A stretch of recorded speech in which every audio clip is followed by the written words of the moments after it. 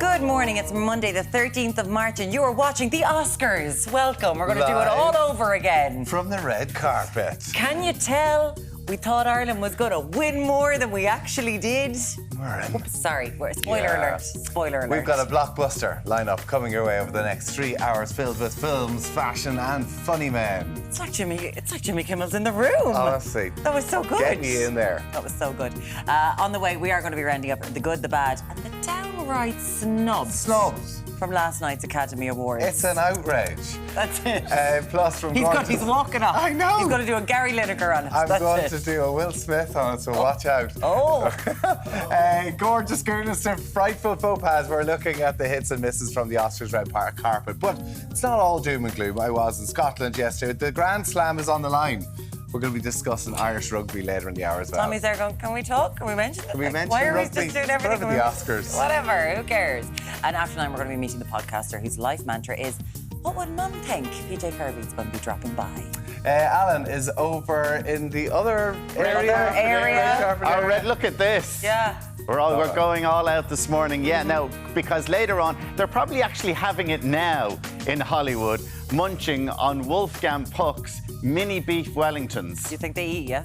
Well, good luck. okay. It's on the menu, so right. we said we'll replicate it this morning in the kitchen. Mini beef Wellingtons. We're very excited about that, myself and Tommy, in fairness. And Andrea Gilligan is going behind the headlines in this morning's papers. Now, Deric is keeping the Oscar buzz going as well down in Newbridge. Good morning, Deric.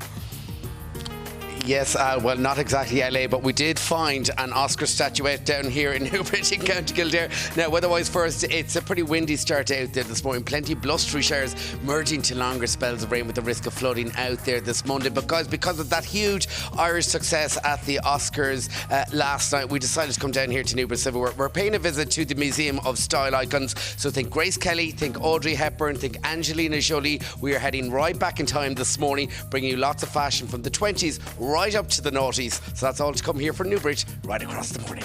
Deric's on a delay. He doesn't know what happened at the Oscars. We'll tell him later on. He's like, oh, that's success.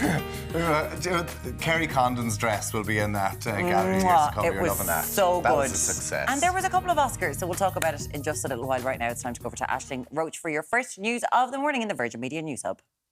Thanks, Maren. Good morning. Well, it was a big night at the Oscars with an Irish goodbye and Dublin man Richard Bainham picking up awards. However, there was disappointment for the Banshees of Inisherin, while Everything Everywhere All at Once was the big winner at the ceremony in Los Angeles.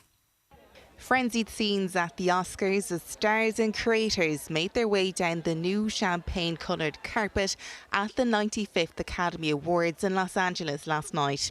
It was the first time in over 60 years that the carpet at the world-famous ceremony was not red.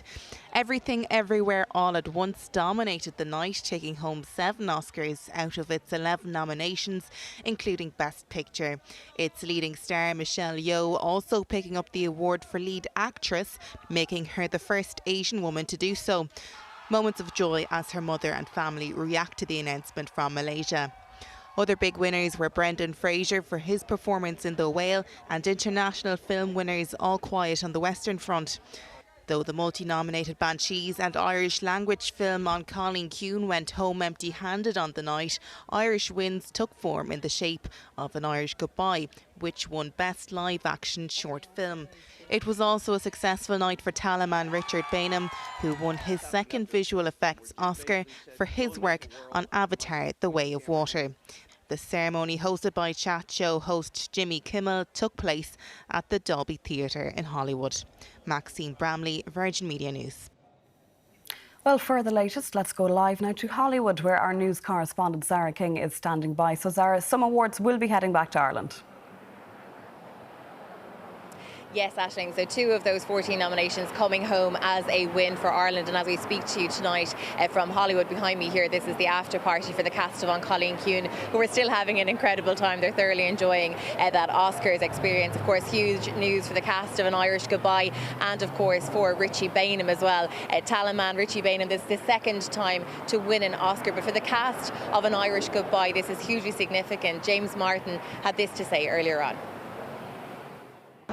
I'm the first person of Down syndrome. Come on. Going out to America to take up these Oscars not just these, but I'd like to say a big thank you to the Down syndrome and NANCAP. We would like to extend our thanks to NANCAP for the support that they've given us throughout this entire campaign. Well, despite the fact that there weren't any wins for the likes of the Banshees of Inisheer and Aisling, it's still considered a very successful Oscars 2023 for the Irish. The Arts Minister, Catherine Martin, was watching closely as the awards rolled out this evening, and she says that it's been a very successful week in terms of productive meetings with studios here in LA about future filmmaking in Ireland. We're absolutely committed to the creative screen industry, but I'm hearing wonderful feedback in relation to the talent that is in Ireland, not just with our actors, but with the crew there and with our visual effects, and also on our locations and our film studios. And it's remarkable when you think of Ireland. You know, you have world-class film studios, but within 15 minutes you can go to the most rugged landscapes, and that's a real bonus for these film studios and production companies. Well, Aisling, the party continues here in Hollywood tonight, but the good news for those waking up this morning is that 2 Oscars are making their way home back to Ireland. It's Zara live in Hollywood. Thank you very much for that. In other news, 100 members of the AGSI will gather at the Phoenix Park in Dublin this morning to protest at Garda headquarters. Members of the Association of Garda Sergeants and Inspectors are holding a day of action over what they describe as the failure of the Garda Commissioner to appropriately address health, safety and welfare concerns in relation to the Garda roster. The association says a second day of action will proceed if the concerns raised are not addressed. In Ukraine, fighting has escalated in the city of Bakhmut over the weekend. Both Ukraine and Russia have reported inflicting heavy losses. Moscow has been trying to take the eastern city for months. It comes as power is restored in much of Ukraine, following fresh shelling by Russia on a number of cities last week. And St. Patrick's Day getaway is beginning. Taoiseach Micheál Martin heads to New York and Boston today to mark the festival. In all, 36 representatives of the state will visit over 70 cities and 41 countries throughout the week. Taoiseach Lee Varadkar is due to meet with US President Joe Biden in Washington later this week as part of the annual programme of events. Now it's over to Ger for all your sport. Thanks, Aisling. The GA world is in shock after the sudden death of Offaly senior football manager Liam Kearns. The 61-year-old was appointed manager last August. He also managed Limerick, Laois and Tipperary. In a statement, Offaly GA said it was devastated. Cork beat Wexford 2-14 to 18 points in the Allianz Hurling League at Páirc Uí Chaoimh. Galway beat Clare and Limerick defeated Westmeath. In Group B, Antrim beat Laois and Kilkenny got the better of Dublin. Ireland will be playing for the Grand Slam when they face England in Dublin on St. Patrick's weekend. It's after they beat Scotland in the Six Nations at Murrayfield. Johnny Sexton said in the build-up this will be the best Scottish team he's faced in the Six Nations, and the Ireland captain opened the scoring with a routine penalty in the 12th minute. Andy Farrell's side could have been further ahead but had an early try disallowed. Scotland, aiming for a first Triple Crown since 1990, got the first try of the match when Hugh Jones crossed the line after 17 minutes. It was 7-3 to the home side, and at that stage Caelan Doris and Dan Sheehan had both been forced off. Ian Henderson was the third Irish player to go off, but things got better for the away side in the 28th minute when Mac Hansen went over in the corner. Sexton was just off target with the conversion, but Ireland led 8-7, and that was the score at half-time. Substitute hooker Ronan Kelleher went off injured 8 minutes into the second half, so Josh van der Fleer took over throwing duties for lineouts. Despite all the setbacks, Ireland got a second try in the 57th minute when James Lowe made the pressure count. Sexton added the extras to make it 15-7 and close in on Ronan O'Gara's points record. Ireland were full of confidence now and got in for a third try shortly afterwards. The impressive Hansen turned provider for substitute Conan to stun the home fans at Murrayfield. Sexton was on target with the conversion to equal O'Gara's record haul of 557 points in the Six Nations. All of a sudden, Ireland had a healthy 22-7 lead with less than 20 minutes to play. That was the end of the scoring, but not the end of the injuries for Ireland. Gary Ringrose went off with a head injury on the day he won his 50th cap. Andy Farrell's men had to deal with a number of setbacks. He'll have to make a few changes for next week's game against England, but a 22-7 win for Ireland, who play for the Grand Slam in Dublin on Saturday. Phil Egan, Virgin Media Sport. Arsenal restored their 5-point lead in the Premier League. They beat Fulham 3-0 in their London derby at Craven Cottage to pull clear of Manchester City at the top of the table. But the celebration was offside.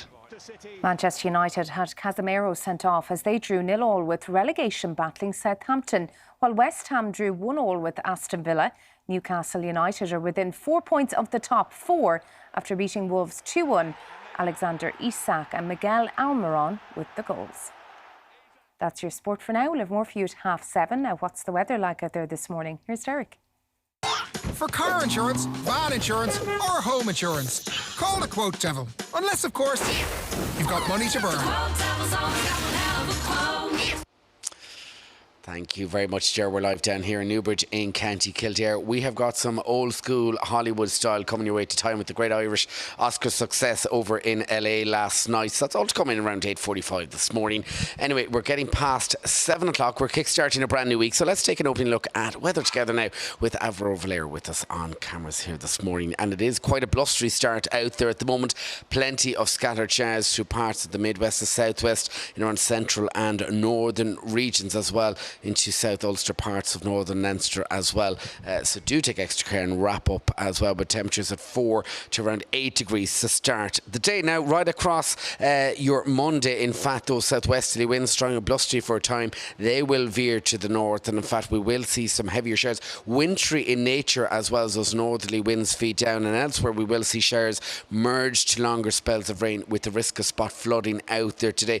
Bit of a discrepancy in terms of temps too, about 4 to 8 across the northern half of the country, then we're talking 9 to 12 the further south we work, so a little bit milder across southern sections of the country. Finally then, tonight it looks like another cold, another blustery one. Again, some wintry showers trailing around underneath clear spells. Once again, we're going to see some icy stretches, especially on untreated roads and paths, so do take extra care. Cold night in store as well, with values back to about +3 to -2 degrees. So that's how it's shaping up here in Newbridge in County Kildare at the moment. We'll be back again live at 7:35. For first-time drivers, young drivers, returning drivers, if you've had an open claim or have had too many penalty points. It's time now to take a look at this morning's papers. We'll start with the Irish Times. Its headline: legal claims against the state double in 5 years to $5 billion. The state's liability for outstanding legal claims against it has reached $5 billion for the first time, almost double the overall bill compared with 5 years ago. Tax breaks planned for renters, landlords amid eviction fallout. That's the front page of the Irish Independent. An increase in the tax credit for renters is being considered as part of a tax package aimed at addressing the fallout from the lifting the eviction ban. The Examiner's front page: ministers eye 2023 election date to tackle Sinn Féin. Government ministers are already discussing the possibility of an early election, with senior sources saying it could be as early as November 24th. Families turn to their GPs over eviction stress is the top story on the Daily Mail. Parents are desperately seeking medication from their doctors to deal with the fear and trauma of being forced out of their homes as the end of the eviction ban looms. The front page also reads golden night for the Irish. We'll get into those wins a little bit later in the show. The Herald's front page: child sex criminal given job in Dublin hospital. A Mater hospital cleaner who was jailed for 5 years for possessing child abuse material had passed Garda vetting despite convictions abroad for sexual corruption and abduction of a child. It has emerged. The Sun leads with forced to live in our car. A homeless family of 3 have been forced to sleep in their car as Ireland's housing crisis hits shocking new lows. The Mirror goes with 66-1. A jockey who officially became a pensioner last week finally rode his first winner in 35 years yesterday. And the Star also leads with that same story. OAP and Glory. A veteran jockey who underwent 2 knee replacements before returning to the saddle finally rode a winner yesterday for the first time in 35 years. Hope for us all. Hope for us all, lads. Coming up on the show, figures released in February, wasn't it? They show homelessness is now at its highest since records began. Yeah, after the break, we're going to speak to a man who spent half of his adult life homeless. See you back here very shortly.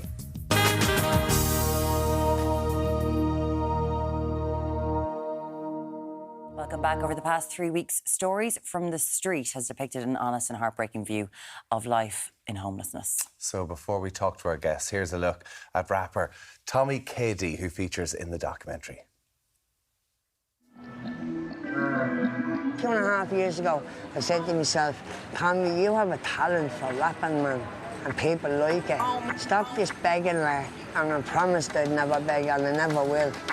Homeless, living up in the streets, they got no food to eat or any with a sleeper, get down, shit to the world's way, but they're never there, and say they don't care, I haven't got a prayer. I'm earning me money when I'm busking. I'm entertaining people. I'm not sitting there with a cup begging, I'm entertaining people. I'm homeless, but I'm human too. I'm no different than any of you. It's just your ignorant attitudes that make you feel so good. Me being an addict is the outcome of me becoming homeless. My homeless story comes from my addiction. They go hand in hand. I think you heard the line there, I'm homeless but I'm human too, from Tommy. And Tommy Kieran Dunn joins us now, and also from charity A Lending Hand is Keira Gill, who are both in the documentary. Thank you both so much for being here today. We really do appreciate it. Tommy, how did you end up homeless? Was it that there was an issue with criminality and drugs before you became homeless? Yeah. Or did you become homeless and that's what happened? No, I was addicted to Class A drugs, and I was causing too much hassle at home. What age were you? I started using when I was 18, and I moved out of home when I was 28, and I spent 15 years in and out of hostels, doorways, squats, tents. Some nights when I'd ring the council, they wouldn't even have a hostel.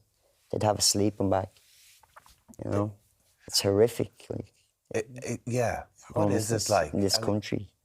I mean, do you feel safe when you're sleeping on door streets? What do people say to you? Like, if you have any mental health issues whatsoever and you're on the streets, it's game over, you know?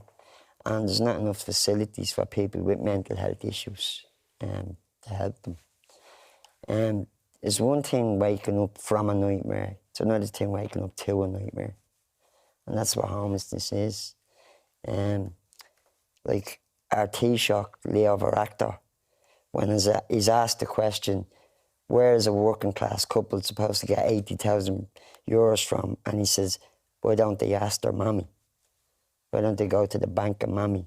That just goes to show how out of touch these people are with ordinary working class people. But this all stems, what was going on in your life? Because I do think that we see people on the streets and the drug issue, it's so rampant, Tommy. Yeah. And it's heartbreaking, and you're seeing people walking around like ghosts. Yeah. And that was your life. Was everything just about, did it stem from having mental health issues, or how did you get involved? No, I did it because my mates were doing it. Yeah. It was more peer pressure than anything else. And did your family, for those 10 years, you did live at home? Yeah. It must have been very hard in your family. Yeah, it was, yeah.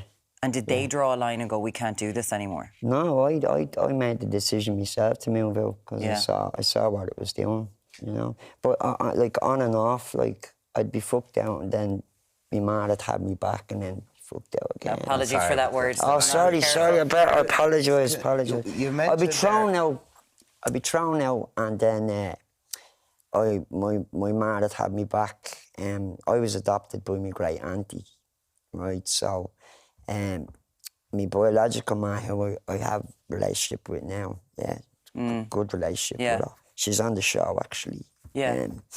But I just caused nothing but heartache and trouble. So my sister died, and my niece had to move into the family home. And I didn't want her looking at me like on the drugs, so I made the decision to move out. Yeah. But it was, you know, we have the food banks now. Yeah. Yeah. Didn't have them when I was first homeless on the streets. We had Focus Ireland and Merchants Quay, but we didn't have the food banks on the streets now. So I suppose there weren't the numbers of homeless that we're talking about, over 11,000. An awful lot of them are concentrated in cities around the country. Keira, you got involved in a helping hand, a good while ago, a lending hand. What made you get involved in it? Because you're feeding up to 300 people a day. Yeah. Which, like, it's mind-boggling figures that people need your help every day to eat. Yeah. How did it all come about? We started in 2013, so I tried to buy a house myself, and I worked since I was 14. And when I went to the banks to get a mortgage, it was dead end. And what they offered, there was no way I was going to buy even a shack. So my mental health really suffered, and I felt that I just needed something with more meaning. I would have been quite a materialistic person, would have thinking that's what made you happy, like houses, cars, that kind of stuff. So I needed something for myself. So as much as I help others, it helped me, especially in that moment of need. So we went out and we just had a flask of stew, and we only fed about 70 to 80 people, I'd say, like on and off, you know, be 50 to 70. And then it just got worse. So social housing, affordable housing wasn't being built, provisions weren't being put in place. So for the last 10 years that we've been doing this, like, the spike is unbelievable. So we don't just help homeless people on the street, we help anyone on a poverty line. So in Coolock, we're like the unaccounted Vincent de Paul, basically. So we've got a butcher's account that we send people to, like families, working families, families that, single mothers, whatever it is, they'll get in touch, and it's choosing between their heating and their eating, basically. So it's, do I feed my kids or do I heat the house? So we help them with food so they can go to our butchers. We offer a bit of dignity by sending them to our butchers, and then they're able to pick out their own shopping and like go home with their shopping, and hopefully that'll make them have like an extra couple of quid to pay a bill or for the kids or whatever it is, like. So yeah, it's frightening, and the stories you must come across every day. Like, and this is the thing about homelessness, we need to stop looking and judging the person you see on the street, because you know, there's an old saying, like, we need to stop picking the bodies at the end of the river. We need to go up the river and find out why these bodies are coming down the river. Well, this is it. So when you hear the government are getting rid of this eviction ban, your face... Like, first of all, there was provision supposed to be put in place that Dublin City Council would be able to come in and buy up your house if it was in mortgage distress. Yeah, we know that hasn't happened. So that's a government thing at the moment, policy. DCC haven't heard that about it. So the fact, again... Well, they've been offered houses, they just haven't bought them. They've said no. Yeah. So, and as well, because of, with the eviction bill going, like, we're dreading it. We are absolutely... Where are people going to go? There is nowhere for people to go. So at the moment, on Friday nights, there's no women's beds. There's no beds available for single women that are out in the street. They're so vulnerable out there. Like, everyone is vulnerable out there, but women in particular are... I shouldn't say feel more vulnerable, but there's more elements, I would say. I don't want to say, you know, one is worse than the other. But, like, there's no couples' beds. So even the hostels that are on offer, there's a reason people are out in the street. People need to look at this instead of going, oh, they choose to be out in the street. They don't. They choose that over what's on offer, because we two lads on Friday night that were, like, they'd no addictions. They would not go into a hostel. We pleaded with them. They stayed out in that orange weather warning, because they were like, Keira, we can't go in there. We can't have... They've no lockers. They don't get to put their stuff away. They're in a room with maybe 6 other, like, grown men. So imagine... They felt less safe. Felt less safe inside a hostel than outside in the weather. Than in the orange status weather warning. And these are the things we need to look at. Instead of looking at the addict or looking at the homeless person, we need to look at why. And where are, like, you were talking about mental health there. That's a huge thing in homelessness. So a lot of people are self-medicating. Mental health services are appalling. So as well, if you're on a spectrum of any kind, and you're not getting help with that, that's another reason to go and self-medicate. So it's so complex that it's not just straightforward, and there's no quick fix to it, but we need serious investment and investigation into what is actually going on. Well, did you see that in front of Daily Mail at the minute? GPs being asked for medication to deal with this, the fright of people potentially getting into that situation. And if we don't have invest in our mental health services as it is, like, how are we going Yeah. to cope with the extra strain of people's mental health dealing with eviction? Yeah, and I know that we do look at your story and stories from the streets that people can see, you know, what's actually happened, because again, it can happen to absolutely anyone in different circumstances. That's what's important. Stories from the street. It's on Virgin Media 1.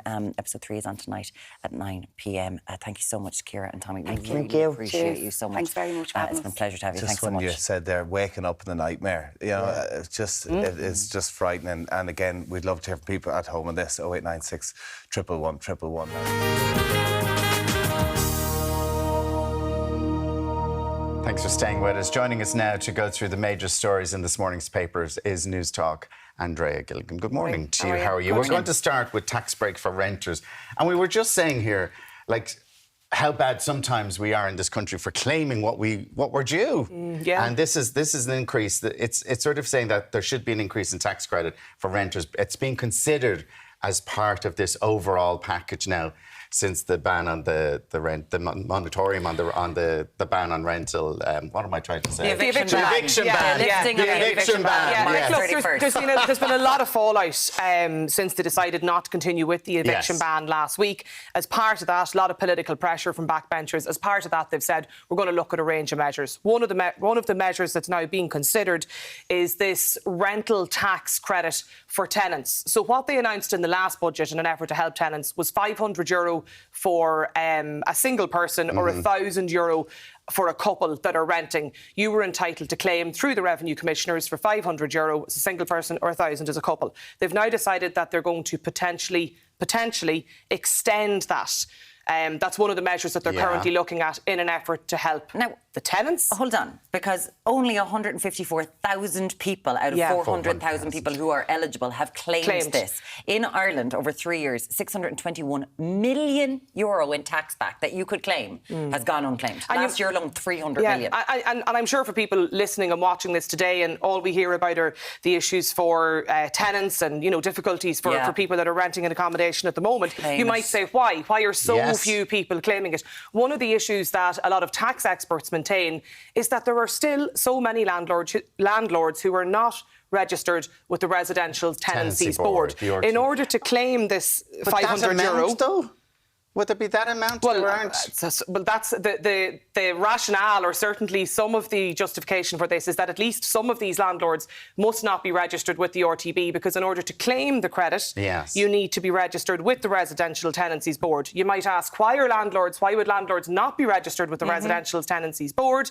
Because they might be then able to claim the rent from tenants in cash. And if they're obviously claiming it in cash, then there's question marks over whether or not tax is subsequently been paid on that. So the message if there was a state agency who could go out there and find out ascertain 154,000 people, and there's 400,000 that could claim. Wonder if we could find out there's some landlords. What I would say to people today, and in particular to people who are tenants in you know, single people or couples in rented accommodation at the moment, you need to find out if your landlord is registered with the Residential Tenancies Board. You were entitled to claim this €500 or €1,000 respectively back, and you're entitled to get it. So absolutely get it, and that's one of the measures. You know, I lived in a place that I subsequently wasn't registered, and the fact is that you're sitting there and the landlord's going, well, you're getting charged less rent because I'm not registered with the RTB. Like, it's as simple as that. And you're sitting there going, because I'm terrified. I'm not going to say that, because that's one of the reasons. It's one of the concerns. Absolutely. By €300. Absolutely. Or they're not. And we also know, and I mean every economics person who's involved with housing has said, we need to sort out tax for small private landlords. At the moment, you can pay up to 40% if you're going over the salary threshold, right? We've got corporate landlords who are paying 25%. There's something wrong here. But the government are afraid to make a move in it because so many of them are landlords. One of the measures that's also being considered from the landlord perspective as part of this new package is that they're possibly looking at reducing the rates of capital gains tax if the landlord were to sell their rental property to the likes of an approved housing body or to a tenant. And that's one of the measures. They're trying to come up with various different mechanisms, something for the landlord, something for the tenant. They're talking about the tax credit for the renters, talking about reducing capital gains tax for the landlord if you sell to a tenant or approved housing body. this is a story that's rumbled on for the past week to 10 days. It's still dominating the news agenda today. They're going to have and to come all up the with ministers something. have gone around the world to spread the Irish news, so we won't be hearing about this again until it all comes back after St. But Patrick's the thing is, Week. we've got Silicon Valley Bank, which has failed over the weekend. There's going to be huge fallout over the next few days about that. We're going, OK, contagion. What else is going to happen? Is this another great recession? Well, they were saying that you can get your deposits out from today. They're saying that. And yeah. then you've got an issue with landlords going, well, we're at the top of the market. I don't want to sell to a approved body because they're going to try to get less money. Well, if they're going to try to it depends what the reduction perhaps in the capital gain tax might be. We'd love to hear from you. 0896 111 when it comes to landlords and when it comes to renters. Are you registered, tax, all that kind of stuff? We'd love to hear from you. 0896 111. Free book scheme that was being brought in by Norma Foley, and primary schools saying they're in the dark. They don't know what's going to happen. When's it going to come in? How are we going to implement it? Education Minister announced about 47 million in the last budget to provide the 540,000 odd primary school children in this country with free books and classroom resources, and it was a lovely, super announcement, and everything was great. And now we have the umbrella book for the school book publishers and the primary school principals saying, we actually know nothing about this. Would turn out that a lot of these books, the school books that you need, the academic books basically, they need to go to the publishers in and around the Easter period, which is fast approaching, in order to meet the deadline to be ready for September. The schools are saying they know nothing about this, they've no details. The Education Minister's spokesperson is out in the past day or so saying that, look, we've had meetings, there's been advice and guidance given. The fear with the principals is that effectively this is going to be run like the book rental scheme and they're going to have to operate it. They feel it's going to be a tick box. That's essentially what their concerns are, that the Department of Education will be able to turn around and say, we gave you the money, we told you to go and set up the free book scheme, but actually the schools themselves are going to have to operate this. Apparently this is a huge issue for schools running these school book schemes. There's an awful lot that goes on. It takes time. They need planning. They need to know, I suppose, know how many books, and I don't know what goes on or how it operates, but there's a lot of work involved in setting up this scheme.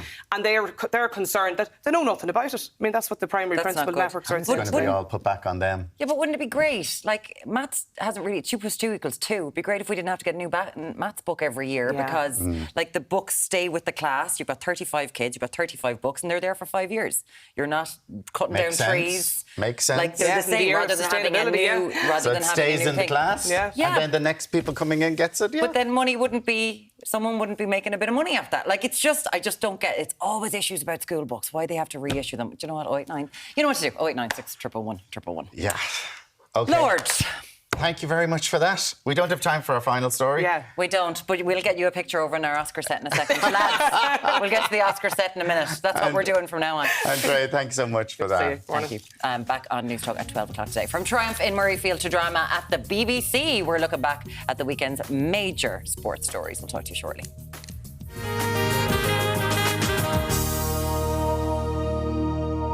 It sure was a great weekend of sport with Ireland beating... Well, we're going to win the World Cup. I can't say that. Ireland, an amazing win over Scotland yesterday. England getting absolutely hammered in Twickenham, and Galway securing a win against Clare. We were there this morning going, OK, we're going to do this. And Tommy's like, I don't care it was on Saturday. We're talking about England. We need to talk about England.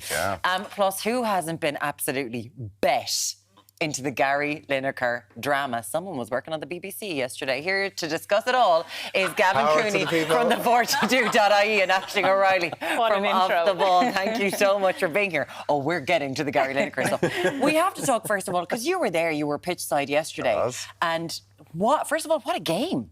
Oh, the first half, it was unbelievable, right? You must have been sitting there going, oh my God, Ireland can do everything. Well, no, first half. No, not first half, but the overall game. Yeah, listen, overall, like, genuinely, if you think about in leading up to a World Cup and giving Ireland the best opportunity to win a World Cup, to beat the All Blacks in a series, to beat the Southern Hemisphere teams in the autumn, to beat France, and all the pressure on Ireland, all the pressure is on Ireland at the moment. Yeah. And going into that game, Scotland are a formed team. They're talking themselves up. To go over there and it being only 1 point in the game at half-time, you're kind of thinking we have 3 of our main players gone off. Like, everything went against Ireland yesterday, and they still won and won resoundingly well. And I think, honestly, Ashley, you were over there as well. Like, the atmosphere against Ireland was so intense. So intense. exactly how I like, describe it. They just seem to be able to, like, nothing phases them. No, and everybody says, you know, they embrace this favourites tag, constantly the number one tag. They're loving it, and it actually is the case, you know. Yeah. They really are like, we don't care if we're number one or not. We go out and we put in these big performances. And like when you've seen Ian Henderson going off, Caelan Doris, Dan Sheehan, all in that first half. Ronan Kelleher at that point was, you know, questionable whether or not he would come on for the second half again. So, you know, they'd all of these challenges, and they do just step up to the mark constantly. Yeah. And even against Rome, you know, they'd so many injuries as well when they played Italy, and they came out with the result. So it's unbelievable what they're doing. And we spoke to Andy Farrell and Johnny Sexton after the game, and, you know, we asked them, you know, what was it like at half time? And the both of them just looked at each other and they laughed, and they said, we laughed our heads off in the dressing room going, what are we going to do? And they don't normally let you in like that, but they said it was actually just a situation of, wow, we've so many injuries at this point, and we've seen Josh van der Fleer with line out, Cian Healy, you know, stepping up. It was incredible, and what a way to finish the game in the second half. I mean, that is a measure of the man that Andy Farrell is. So, and the fact, with his persona and his confidence, that most other coaches, like, he's been in change rooms as a player and as a coach where he can actually bring the best out. And yes, they could have really panicked in that situation, but he thought, you know, instead of panicking about it, let's look on the bright side of things and look how we're going to work this in our favour. Well, he keeps talking about wanting to test themselves in adversity. Absolutely. I mean, Jack Conan referenced it afterwards that there was, under Joe Schmidt, the bus to Murrayfield was a few minutes late, and seemingly Ireland couldn't deal with that. Oh, yeah. Whereas they just want to You're keep on the edge. adversity, like, and, you know, Andy Farrell asked for adversity and ended up with something like the Book of Job at the weekend. Like, I mean, three of the starting pack gone by 24 minutes. A referee who'd completely lost his yellow cards to fail to punish insane, by the way. Scottish. Was it a yellow card? Well, there could have been two calls for yellow card. Van der Merwe's tackle on Mac Hansen in the corner was definitely a no-arms tackle, in my opinion. And then Stuart Hogg, it was the slap the down Superman on over the top. Not just, it's a cynical play. Yeah. Well, it's a penalty. So because they gave the penalty, Ireland are on the front foot. It's 5 metres out from the line. It's definitely a cynical play. I was surprised it wasn't a yellow no card. one thought, as you very much made clear yesterday as well, it was kind of sitting there going, what's going on? Yourself and Martin Johnson. Swear to God, Greg. I wasn't a fan. No, but it doesn't matter because Ireland just seems so expansive. It doesn't mean that England can look at how they played and go, well, they're going to do that next time. We don't know what they're going to do next week. Like they can play numerous ways. Because, like, you know, usually if Ireland are going to win a Grand Slam, things have to go right for them. Like when he won in 2009, there were so few injuries throughout the squad. Whereas it's like an injury crisis, like throughout this campaign, right from the very off, with Furlong and Gibson Park missing the first couple of games, players having to go off yesterday, players playing out of position. There's no problem for them. We have to move on very quickly. England, their greatest points defeat ever. Biggest at defeat, home to 50 Twickenham. points at home against France. And, So you didn't enjoy that at all, Well, whatever did about you? England being disappointing, it's brilliant for Northern Hemisphere rugby and Six Nations rugby going into the World Cup to see that France are back, because there was that worry that maybe France have done in Ireland on it and peaked too soon. But yesterday, or at the weekend, they showed that they're back. Went back Yeah, with they a got bang. better game on game. I think Ireland got them at the right time, you know, in the stage of the Six Nations. Any later, and it might have been more of a game. Together again. And now we would like you not to have any sort of an opinion. You are freelancers here with us today, so please be careful as to what you say and what indeed you do tweet. This is the Gary Lineker drama. As someone who was in the BBC yesterday, that must have been great fun. So this is rolling on. There was just no football coverage over the weekend, Gary, because Gary was gone, Gavin. Yeah, match of the day cut to 20 minutes. No pundits, no commentary, no interviews, no puns, no theme music. It was a terrible show. I mean, But you definitely tuned in. Oh yeah, absolutely. This is yeah, it. That's what I said to Gav. I was like, I'd say the views were out the window though, because For the everyone first wanted to see 5 minutes, and then you're like, okay. But it was only 20 minutes long. I know. I didn't say for switched longer. it off, but it was weird. Oh, it was awful, yeah. And it was good for us in the media when you realise, we're still needed. They still need our commentary to put in a bit Isn't it amazing though, the things. player power, the power that actually, when Ian Wright and Shearer sided with Gary Lineker, like the support and forcing BBC into a really Yeah, because tail between their legs. And it's one thing for the pundits to do it, etc. But then for all the commentators and so many of the cast and crew who are on much less money than the pundits, for them to do that is so admirable. So it is really, I mean, it's completely backfired on the BBC. It was a terrible decision.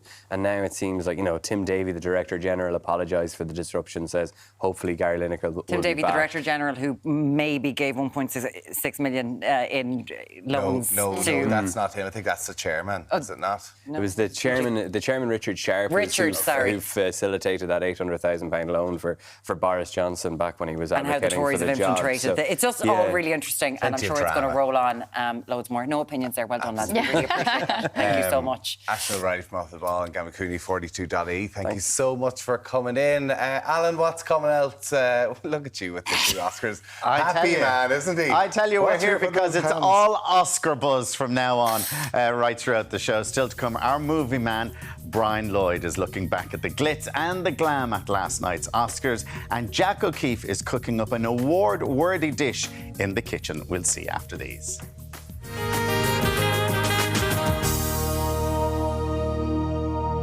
Lights, cameras, action.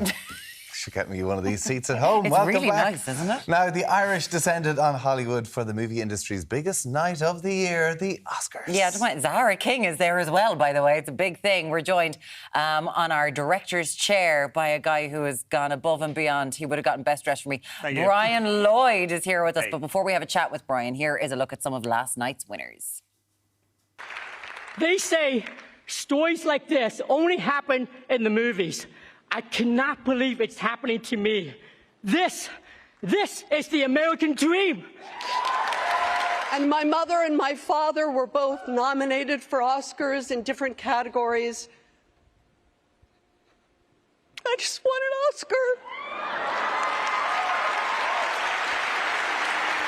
And the Oscar goes to Brendan Fraser.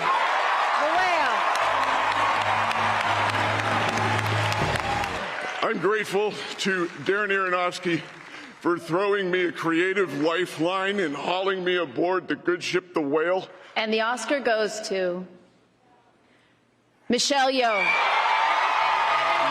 I want. Dreams do come true. And ladies, don't let anybody tell you you are ever past your prime. Never give up.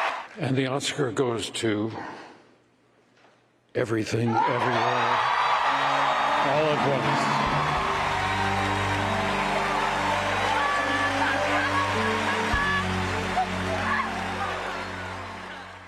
So there you have it. Yeah. 7 wins for Everything, Everywhere, All at Once. Brian Lloyd.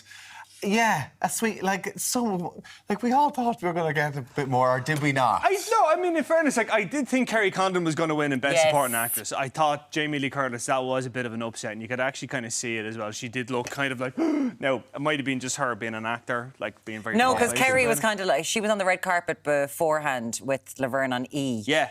Oh God, and she was there. You were like, how do you do it? She was like, no, you have to believe in yourself. No one else was going to. So I always expected to be here. I loved that it was like listening to someone from the Irish rugby team backing themselves. It was just cool. that self-confidence. Yeah, that she didn't have to kind of I don't know, question herself She's or anything like that. so un-Irish. I loved it. Yeah, it is. No, it's really, she was really great. But yeah, she was the favourite to win Best Supporting Actress. In terms of on Colleen Kuhn for the Best International and stuff, All Quiet on the Western Front was the far out favourite to win. So it's not necessarily surprising that it didn't win there. Are you surprised though that it was a clean sweep for Everything Everywhere All at Once? 7 Oscars is pretty emphatic. Yeah, it's pretty huge. Yeah, so it won for Best Picture, it won Best Director, it won Michelle Yeoh won for Best Actress, Ke Huy Quan won for Best Supporting Actor, and then it won in Best Editing and as well and all the rest of it. So yeah, 7 Oscars, that's a clean sweep. Am I surprised? No, it's brilliant. If you haven't seen it yet, go watch it. It's on Prime Video. It is absolutely fantastic, and when you watch it you can see why Michelle Yeoh won for that. As much as Kate Blanchett was brilliant in Tar, nobody else could have done that role except Michelle Yeoh, because it has martial arts action, it's got comedy, it's got drama, it's got everything that you could want in it. So that's how she won. Very deserved. Okay. Oh yeah, very, very much so. They're trying to bring people back to watch the Oscars, trying to get an audience back, and that show last night wasn't going to do it. That wasn't going to do it. No, it was so po-faced and so self-referential. But like also as well, like I mean, there was parts of it I was watching because I was watching it live, like, and like they stopped and had ads for like the studios in the middle of it, like, and then.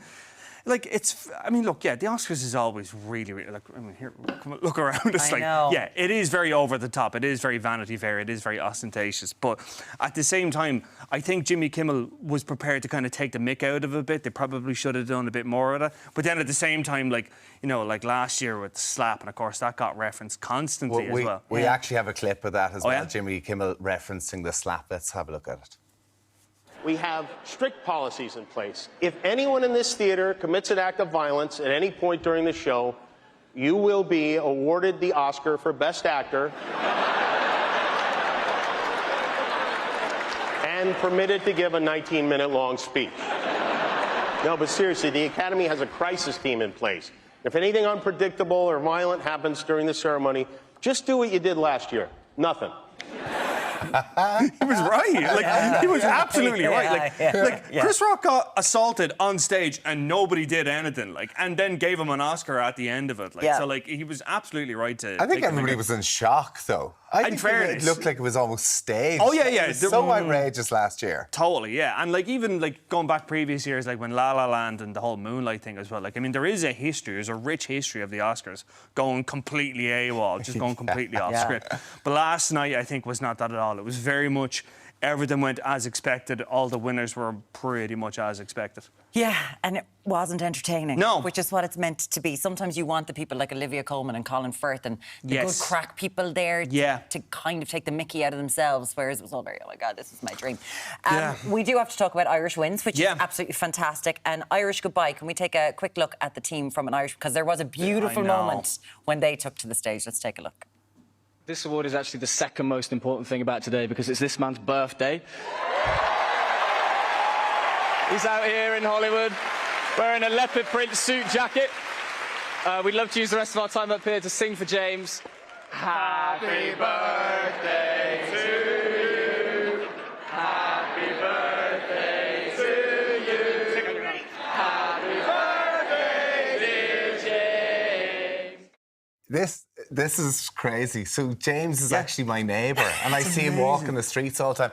I didn't really even know he was nominated for an Oscar. Tell him what happened with your neighbour. I was with my next door neighbour at the weekend. She said, "Oh, you're not the biggest celebrity in the street now.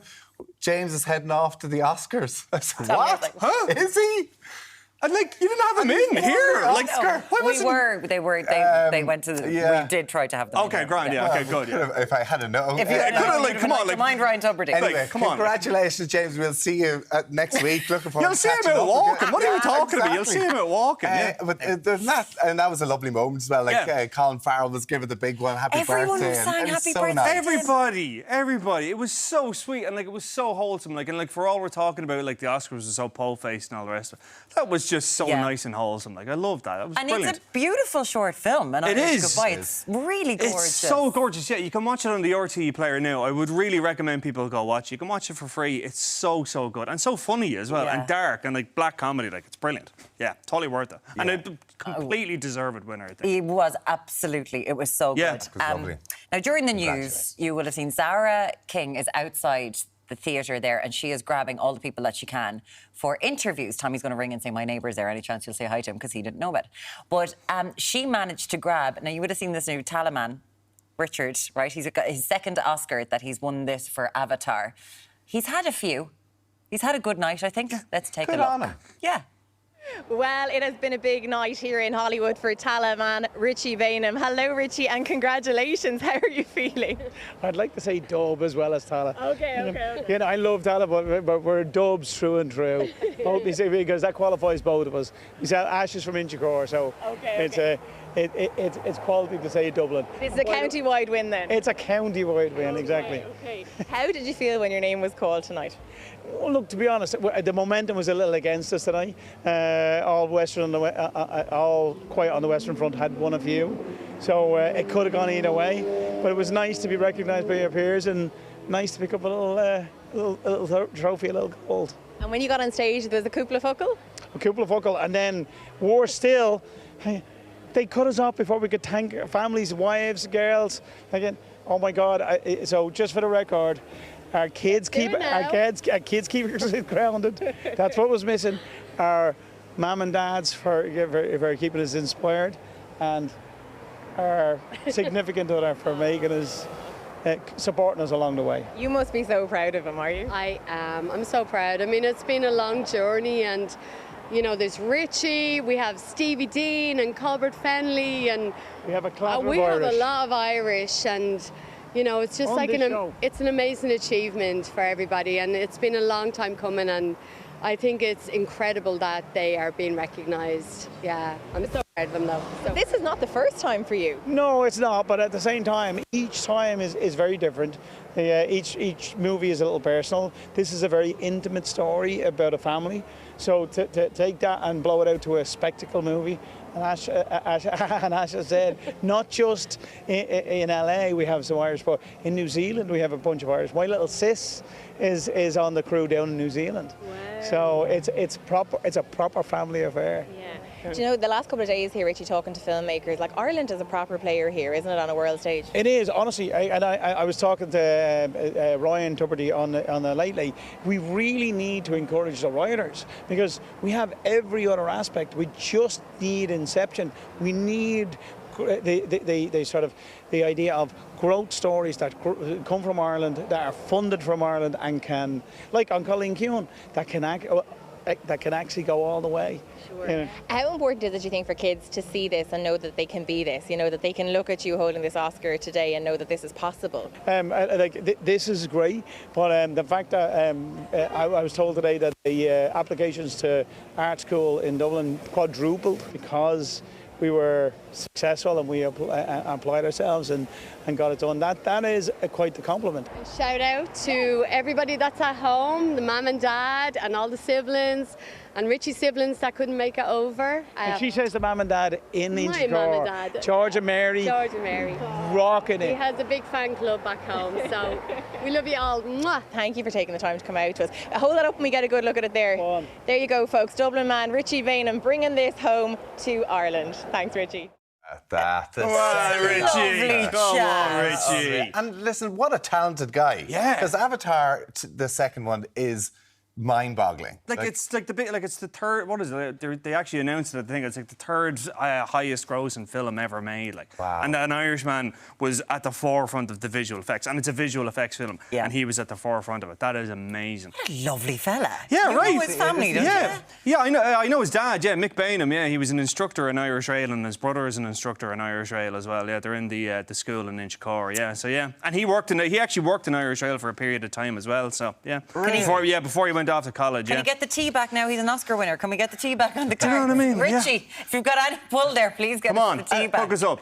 And what he said is a really important message as well. Yeah. That Irish film, to think that we had 14 nominations. 14 nominations. And to have someone in the visual effects, so it's not just actors. It's the whole scene. Irish film is going through such a rich vein of form at the minute and should be encouraged. The arts is so important in this country. 100%. And not only that as well, I have to say as well, he said something there and he was right. There does need to be more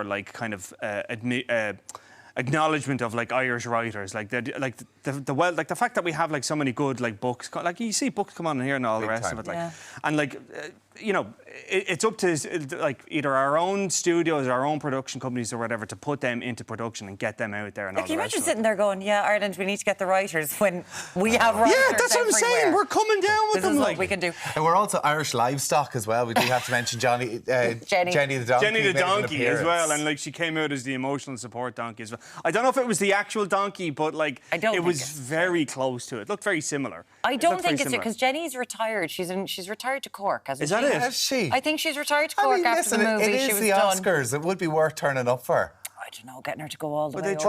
Would they bring her all out? I mean, I have to say, I love the fact that Colin Farrell got legitimately excited. He sat up on his seat and he was trying to get her attention. He also brought his son Henry. Yeah, to which the I thought Oscars, was just very. As if we didn't love him enough. But Paul Mescal brought his mam. Like, right there. Mammy's favourite, Paul Mescal brought his mam, and she looked great, and the pair of them looked great. There you go. And he was wearing the county colours as well. He was wearing the lily white colours as well. I have to appreciate that as well. He had the white tux on. Kimmel brought Jenny the donkey. How Jenny sweet. the donkey. But Brian that's it. Lloyd. That's the highlight. Yeah, that was pretty much it. Unfortunately. Yeah. Well, listen, your outfit you. is a highlight Thank of you. the morning for us. Thanks very much. Can you wear Brian. that to work Great have today? you. There's the belt buckle and everything. It's unbelievable.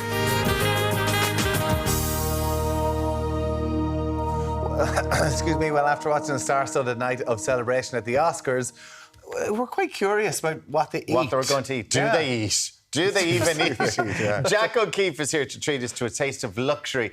It's a beef Wellington. You're going to kill me because I suggested this last week. I'll just forget about my any hatred I have towards you this morning. You just made me think of something. I cater for a lot of big events, and I can only imagine the dietary and allergen issues at the Oscar party. Can you imagine having to deal with the list of stress allergies?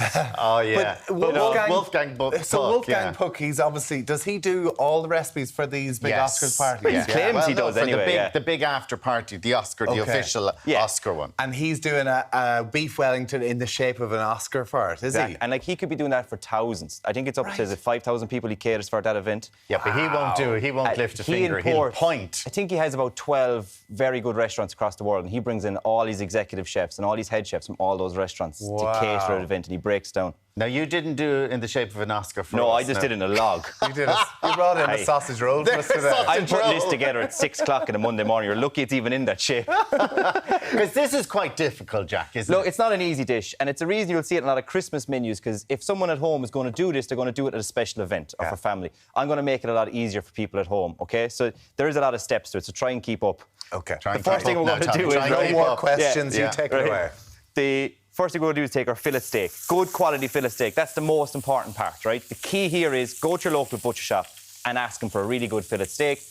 A cow that you can literally put your name on, that you know where it's from, you know its life story, everything, you know, raised correctly and everything. 1 to 2 minutes on each side, depending on how you like it cooked. All you want to do is seal it. While that's sealing away, let's chat about the rest of the prep that I've done. This kind of black pudding-looking stuff is what we'd call a duxelle. So it's finely chopped up mushrooms just with a knife or a blender, some garlic and shallots. And I just saute them off in a pan until it's all nice and cooked through. But Do you need to try and dry them out? Do you? No, I don't bother. Not for like simpler okay. versions like this, for the home cook. Just sauteed mushrooms with some thyme, salt, pepper, a little bit knob of butter, shallot and garlic, and that's it. Now, to start assembling, right, I have my layer of store-bought puff pastry here. And then I have a tortilla wrap, right, and Parma ham. So the tortilla wrap, classically, you're supposed to use a crepe or a pancake. So you go puff pastry, then a pancake, then Parma ham, then the duxelle, and then the beef, and then you roll. But I ain't making a crepe this time on a Monday morning. A tortilla for home cooks works absolutely perfect. Do you think Wolfgang Puck went to the shop and bought store-bought pastry? Guaranteed he did. That's interesting because the biggest thing with beef Wellington is the soggy bottom, isn't it? That's it. Like, and the tortilla soaks up all that fat. That's really clever. I'd never heard about this. I have a PhD in this. So the tortilla underneath the Parma ham. Clever, yeah. It soaks it up, right? And it's an easy home-cooked version. Now, to finish off your steak, you see, I gave it 1 minute on that side, turned it over. While it's on its final side, big stick of rosemary from the garden, some crushed up garlic cloves in. Go on, Tommy, say it. A knob of butter. More butter, more better. More butter, more better. And you're not even crushing up the garlic? No, I have it smashed with a knife. You can see here it's kind of broken, so I put the garlic clove down the chopping board and hit it with my knife, and that's it. The skin, I find, protects the garlic from burning while in the pan, but still releases enough garlic essence into the steak. So we're going to start... Oh, smell that. Yeah. Gorgeous. Right? So we're going to start tasting that garlic, even though it's not crushed up? No. Yeah, it's just infusing into the butter, and then the butter is carrying it into the steak, right? Set that aside to rest. I never knew there was Parma ham and beef Wellington. There you go now. Of course there now, is. you could use pancetta. You can mix it up if you want, of course, at home, right? That's what wraps it. Yeah, no, I didn't. And you didn't know there was mushrooms either, though, did you? No, I didn't. No, he's regretting this choice now. But they're really chopped up. I thought, like, you have to really dry them out, but when you have that tortilla...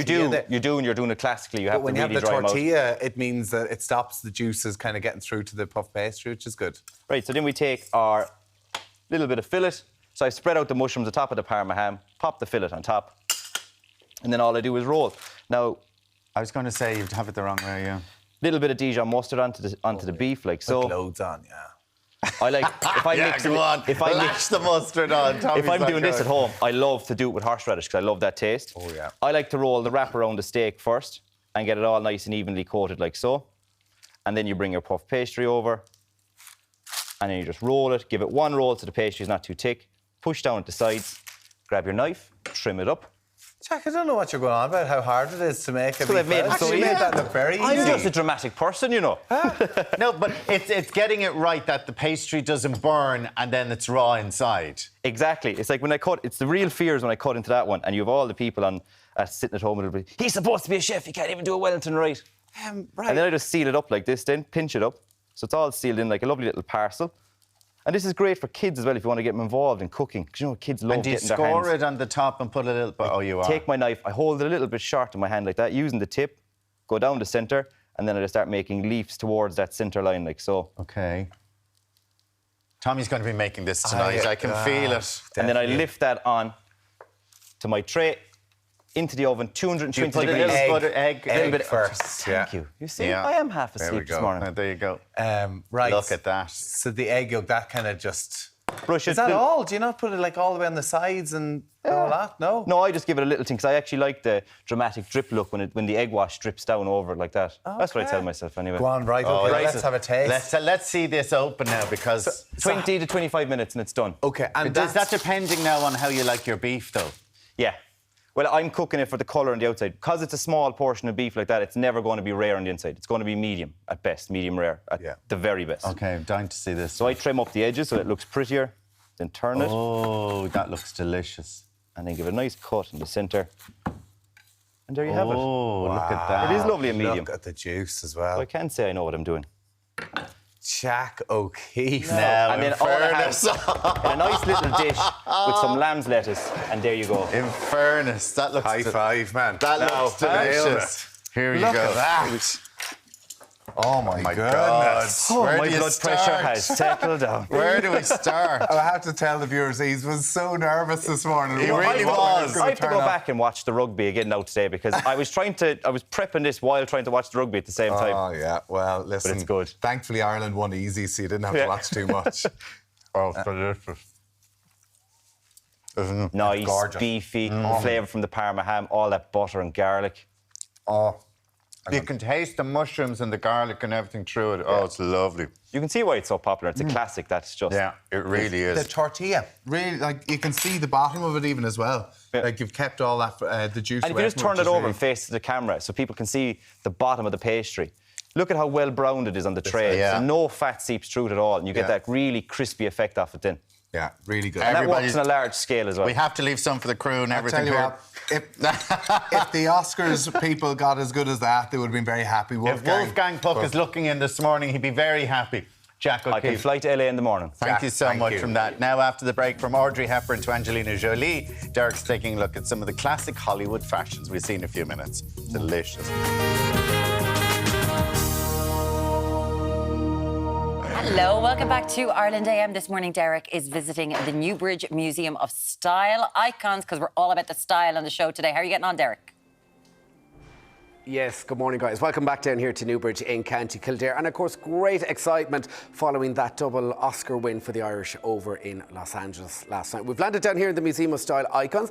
Aileen O'Brien, looking very, very glamorous, Aileen. But we're going to talk about, first up, Audrey Hepburn, Breakfast at Tiffany's. Yes, I mean, if you haven't seen Breakfast at Tiffany's, you've got to watch this movie. This is an iconic movie. And this is the dress that she wore, Audrey Hepburn wore in Breakfast at Tiffany's when she played the character Holly Golightly. It's a Givenchy designed dress. It's absolutely teeny. And I suppose this launched her career, didn't it? She was really, really famous for this movie, of course. She plays the role of a slightly eccentric American socialite from New York. The dress is absolutely beautiful. It's got tiny little fan-like details, rhinestones and hot silk. That relationship with Givenchy, it started there, didn't it? Yeah, do you know what the funny thing is? Actually, Audrey Hepburn went to go in to visit Givenchy, and whatever happened was somebody had written the the wrong Hepburn name in the book. Okay. So when she walked in, Givenchy was expecting Katharine Hepburn, and she comes in. The other actress. The other actress, Katharine Hepburn. And not related, by the way. Not related at all. And he was actually really disappointed because he was like, just get something off the rail, he said to her. Look, but actually afterwards, over the years, they became great friends, and he regularly designed And for of course, her. she was nominated for an Oscar for Breakfast at Tiffany's. Now, Yes. next over, who have we got? So this was worn by Princess Grace on her official state visit to Ireland in 1961. It's another Givenchy designed dress. It's a sleeveless wool dress with a little jacket. And appropriate for the time, because she paid a visit in June, didn't she, in the summer? So she came to Ireland in 1961 in the summer, and do you know what? She rewore this. So great to see. She went off to Washington a few months later, visited JFK, and had lunch, as you do, but rewore the same dress. And she paid a visit out to Mayo while she was there. That's right. So the ancestral home, actually, of course, is in Mayo. So the Kellys have a great connection And with she paid Ireland. three visits to Ireland in her time. Next up, who have we got? So this was a dress that was worn by Elizabeth Taylor in the movie called Raintree County. Again, teeny. We find when we're It's teeny. Yeah, it's like how unreal. small are we talking there? Oh, I mean, I don't know, 4 Size possibly. 1. Oh my goodness. Absolutely tiny. So it's a beautiful dress, I have to say. It's one of my favourites here in the museum. The detail in this, and it's stunning. The weight. It's a silk ivory mixed with some black velvet. And in this movie, she plays a Southern belle who tricks a man to marry her by pretending that she's pregnant, and it's all very dramatic. Life imitating art here with Elizabeth Taylor, wasn't it? Very colourful love life. She was married 8 times, Deric. She's a busy girl. Yeah, she's busy, yeah. Twice to Richard Burton, of course. Oh yeah, she married and then she divorced and then she remarried. Yeah, so she was kept occupied. Yes. Next over, Now, we're heading. so we'll go over We're here. bouncing back up to the noughties. Who have we got? So this is an Angelina Jolie dress. So Angelina Jolie won an Oscar in the year 2000 for the movie Girl Interrupted. But this was the dress, or coat dress rather, that she wore in the movie The Good Shepherd. In it, it's a kind of a spy, American spy movie. I actually have curtains like this, but I love it. You? I swear to God, these are like, that's why I particularly love it. I love this colour palette, and it's absolutely gorgeous. So yes, these are actually my bedroom. Angelina Jolie won an Oscar as well. She won an Oscar for, as I say, in the year 2000 for Girl Interrupted. So everybody here we're looking at are all Oscar winners. Incredible. And the Museum of Style icons, this is what we have. Finally, who have we got then? This is Katharine Hepburn. Now, as we mentioned earlier on, no relation to Aubrey. No relation Audrey. to Audrey. This was designed by Edith Head. She was one of the most prolific costume designers in Hollywood. She won actually 8 Academy Awards for costume design, and she was active designing from 1949 to 1973. Again, beautiful silk organza, beautiful detail. Everybody wanted Edith Head to design for their Katharine Hepburn, she won 4 Oscars over her lifetime. She won 4 Oscars, that's right. She actually was the most nominated female entertainer of all time. Incredible. Yeah. And I think the last one was winning, 1982, wasn't it? That's right, for On Golden Pond. Another come fabulous. in here now, before we Yes. let you go, let's talk about the style last night. Who was your favourite? Oh my God, Kerry Condon. Did you see her? Oh, she looked gorgeous. Just yeah. gorgeous. She was in that yellow It dress. was a yellow, I think it was a Versace dress. It was, and just beautiful, beautiful on her, the tone. And asymmetrical. Asymmetrical. Suited her skin tone. I thought the colour was beautiful on her. Actually, the style in general was And with lots of beautiful. Irish designers on the red carpet last night too, That's didn't we? right, and Deborah Veal, of course, designed as well. And Katharina Coyne. Yes, look at. I mean, for a small country, We're punching well above our weight, the aren't green we? wave, and of course we have it all here. If anybody wants to see Hollywood living. It's on, right on your doorstep. It's not here. exactly Los Angeles. It's Newbridge in County Kildare. And you have Amy Winehouse, the exhibition kicking off as well very soon. Yes, so everything we're looking at here are part of our permanent displays, but we have visiting displays and exhibitions, and Amy Winehouse opens next Monday. So if you're an Amy Winehouse fan, I mean, absolutely. Well, look, it's thank for you so much for joining us here this morning, Aileen. NewbridgeSilverware.com is where you'll find them online, but surrounded by Hollywood icon glamour here this morning, guys. Back to you in studio. Great very stuff. much, Deric. It's a great place. If you're a movie buff at all, I remember going down and they had Judy Garland's The Gingham Dress from The Wizard of Oz. Oh, wow. And I loved it. And I was sort of saying, why is there pockets in it? She used to keep her cigarettes in the pocket while she was on set. Very important. It was very important. Seriously, right? and I was going, I told my husband, Carl, this, he was a huge Judy Garland fan, and he said, Oh my God, I didn't want to hear that, but it was a true story. She had the pocket for the cigarettes on the set. She's been bit Lynch. Love it. Fair pleasure. Now, still to come, he's danced for Calvin Harris and read Thirst tweets with Paul Mescal. There you go. PJ Kirby is here after the break. And what other tenuous link can we make to the Oscars this morning? Makeup! People wore it on the red carpet, and we'll see if we can recreate it. We're going to Tenuous see in a links. few minutes.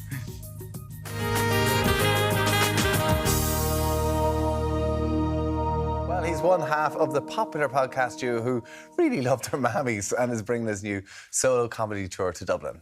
PJ Kirby joins us on the couch right now. Hello, Hiya, PJ. How are you? How's it going? What's the crack? We have to say very quickly, of course, I'm Grand Mam. Yeah. The podcast Yeah. that we all just love, yourself and Kevin Toomey. It all came because you love your mums. Like, Yeah. you've kind of outdone every single Irish son because you're like tough. Yeah. We're actually. We're winning Mother's Day. We're winning Mother's Day, Like right? all the time, yeah, right? Yeah. Because Tommy, you know all I'm the boys, screwed, yeah. Irish boys and their mothers. Yeah. Yeah, you kind of screwed everyone over. I know, sorry about that. Just public apology to everyone. Yeah. But yeah, no, we do love our mums. And my mum was actually just up in Dublin there the other day and we had such a laugh. But she loves now because she gets spotted a bit in the street. So, like, people be like, oh, at the start she was like, oh, I don't know what I would do. And now she's like, yes, I am. Yes, I am Nuala from I'm Grand Mam. Well, why I'm Grand Mam? Because we were living in London and the first thing you think of, like, you don't want to worry your mum when you're away. Yeah. So, like, even if we were, like, wrecked and, like, sick or anything and they'd ring us, we'd be like, yeah, no, I'm Grand Mam, I'm Grand Mam. No, don't worry, I'm grand, you know? Yeah. And you were away for quite a long time. Yeah. Like, you lived in London for ages. Yeah, so I moved there when I was 20 to study professional dance and I stayed there for 9 years. I'm showing my age now. But I was there for 9 years. I just moved back last January. And let's talk about this professional dance career. Yeah. Because you were in, like, Calvin Harris videos, you were in Rag and Bowman videos. Yeah, now you blink and you miss me, you know, that kind of way. Yeah, but are you not? Is it not meant to be all about the artist and the star? Yeah. You're a 6'4", Yeah, I wanna tall, see the- arresting Cork man. It's weird because, like, sometimes they'd book me for, like, the dance video and then I'd be on set and the artist would come on to the set and then they'd kind of go... and then they'd kind of look around and be like, who hired the giant, you know? And so I'd learned how to slouch and bend my knees. I kind of think of the 6'4", 6'5" giants who I played rugby with. Yeah. Weren't really blessed with the best coordination. Sorry, lads. So I can't see how they could have become a professional dancer. Well, I was actually a second row myself. No, I was terrible, but, like, I played it. Yeah. And that was when I was leading my double life. So I was doing rugby in the day and then secretly dancing in my room when I was younger. But yeah, I dance moves in the line out. Yeah, but I am quite clumsy still. Like, like my fiance now be like, I'd be at home and I'd break something. He'd go, obviously you broke something. Like, it's been a week, you know. But when you're dancing, I don't know. When the music comes on, it just takes over, you know? Yeah, because I would think, like, if you're on set with someone like Calvin Harris, with his sort of, not saying he's got an ego, Yeah. be like, I need to look really tall. Yeah. So there you go. Yeah. Going, put him He's somewhere quite tall else. too, isn't he? Well, yeah, no, he is quite tall and handsome. Very handsome. Yeah, he is gorgeous. Did you enjoy that life? It must have been really hard. Yeah, it was weird because it was like you'd be working so hard. So I moved over there. It was like my dreams are coming true. I went to a dance academy, was going to all these auditions. And it was obviously hard because people would be like, no, too tall, too pale, all this, too many freckles. I was like, leave me alone. And then I started booking jobs. So my first one was Anne-Marie. And I was like, oh my God, I made it. I was like, dancing in this music video. But I got paid more for working a 12-hour shift in the restaurant than I did for doing a music video. You know what I mean? Yeah. Then I realised, oh, dance is getting nothing. So my bubble was kind of popped. And then I was like, well, at least I'm in the video. Then here's me sitting at home watching when the video came out. And I was like, there's me. Everyone was like, where? I was like, there. Pause the telly. I mean, look at the size. How could you not spot her as well? It literally, it was like 2 seconds in that video as well. I like stick out my tongue like this. But it's the big thing about, like, you know, the way J-Lo is in a Janet Jackson video. Yeah. And you're always like, there's Jennifer. There's Jennifer. There she is. That was going to be you. Yeah, I know. I'm waiting. You're waiting. Yeah. Well, you're not still, too listen, badly. we don't get to talk to you here about waiting in the restaurant either. It's much more interesting to talk about that as well. Yeah. We have to ask you about Did you interview Paul Mescal On the podcast, yeah. How did that come about? So his family were fans of the pod, and then his agent reached out and was like, he started listening then because of his family. Yeah. And then his agent reached out and was like, do you want Paul Mescal on the pod? And I was like, obviously. No. we were like, oh, we'll see if we can squeeze them in, you know what I mean? But sound, he's A1. Really, yeah. When Seems you were like it. sitting there, looking at someone that you're like, well, you're going to be the next big thing. Because I think everyone could tell. Could you tell? Yeah, no, like, well, it was over Zoom, because it was still lockdown vibes, but we were petrified because it's the first guest we ever had on. So we were like, so we were like, okay, we've peaked. I was like, but you made him read tweets where people are just gasping for him. Yeah. Like the poor fella, he's a shy fella, and like I laughed so hard at that episode of the podcast. He was mortal. Yeah, he went puce, we say in Cork, like he was bright red, like he was bright red. It was so cute, like though. It was. And I feel like he's held on to that. Some of them were filthy. Yeah, people online especially. Like, they need to wash them out at some point. They need to go to a good mass on a Sunday. They do. They do. Can you imagine the awkwardness of him reading? Do you know who would love that? Graham Norton. Yeah. He's the guy, he's the one that he's the next level. I mean, you've got Paul Mescal, Graham Norton, though, next level. Oh, well, that's my dream. Is he? Yeah. Oh, my God, yeah. My goal. But you're not stalking him, you just know where his family live. I'm semi-stalking him, yeah. So, like, I was at a dinner and with my friend Aideen's gaff, and they were like, oh, you know, Graham Norton's cousin lives down the road. And I was like, oh, really? And then I was like, I'll call in a day and be like, oh, sorry, wrong house. Be like, oh, will I come and have a cup of tea? Graham around, you know. I buy his wine. I support him, you know. Good on you. You and me both, my friend. You and me both. We need to talk about the new show. Yeah. Cliche. Yeah. Which is getting such good reviews. Oh, thanks. You're going around Europe. You're taking it was sold out. Tell us about the show. So I'm after getting awful notions, right? So I did a 4-show run in Dublin in Smockalley, a small theatre, and everyone was so lovely. I was so nervous. But it went really well, and it got a bit of buzz, and then I was like, go on, I'll just do a little tour. So I'm doing Cork, Dublin, London and Amsterdam randomly. Amsterdam, Right, okay. that's the one I was sitting there going, that's kind of amazing. Are you bringing a bit of dancing into it? There's a smally bit of dancing. I do shake a leg. Yeah, I said I might as well use what I trained in, you know what I mean? But you're going to be doing Vicar Street. Yeah. On May 19th, No. like it's not just a small tour. I'm too nervous, I can't even talk, I'm sweating even thinking about it. Like, it's like the biggest venue I've ever done. And when I put it on sale, I think like I just disassociated for the day. I pressed like go live, and then I was literally just like this. I was like, what's going to happen? But it's selling okay. Yeah. It's doing well. We're at like 80%. I mean, come on, this is amazing. We'll get that over. We have to very quickly. The engagement. Yeah, I'm engaged now. The engagement, because you were a long-distance relationship for years. 6 years. Yeah, Dublin and London. Dublin and London. And then I moved in January 2022 and was with him a year and then got the ring. So my plan worked. You got the ring. Dun, dun, dun. But hold on. He proposed to you. Yeah. You said yes. Yeah.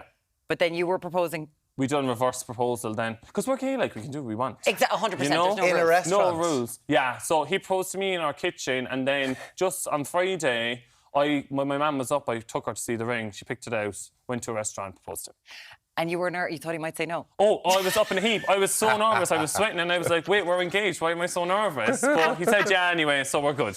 I love it. Congratulations to you thank both. you. Really exciting. Congratulations on the new show, podcast, everything else for you. Tickets for our Cliche Tour are available on Ticketmaster. You're going to be performing Vicar Street May 19th. And also the Queer Ceilidh as well. The Gailey on the 16th of March. Yeah, we're doing the Gailey. I used to be in Irish college back in the day. Loved me a Ceilidh, and we're doing it on Paddy's Day Eve. Amazing. You're a busy boy. PJ Kirby, thank you so much for joining us. An Thanks absolute so pleasure much. chatting to you. Still to come this hour, we're going to be joined by our fashion panel who are going to give their verdict on the highs and the lows on the Gooners last night. Absolutely. And after the break, we'll be doing some makeup. Talk to you shortly.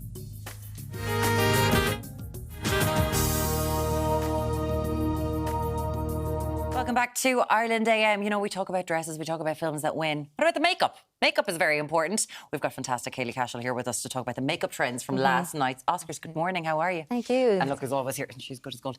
Now, come here to me. What's the big deal with last night? I thought that there was an awful lot going on with, like, clear skin and everyone looked gorgeous. Yes. Well, that's always the way. Celebrities always, of course, want to look absolutely flawless. People don't actually realise that the makeup for red carpets is actually a lot heavier than what they expect, just for the cameras and stuff. Yeah, so they have, like, they've packed on these amazing light-reflecting foundations and powders. Yeah, absolutely. And I'm assuming they've got people there every step of the way. Oh, yeah. Every blot them down. 5 seconds. Every 5 probably, seconds. yeah. So what did you notice last night that you were like, OK, that's going to be the big thing? And there was a lot of, like, classic glamour, definitely. Wing liner's making a comeback, but it's still happening in this kind of more soft, smoky way.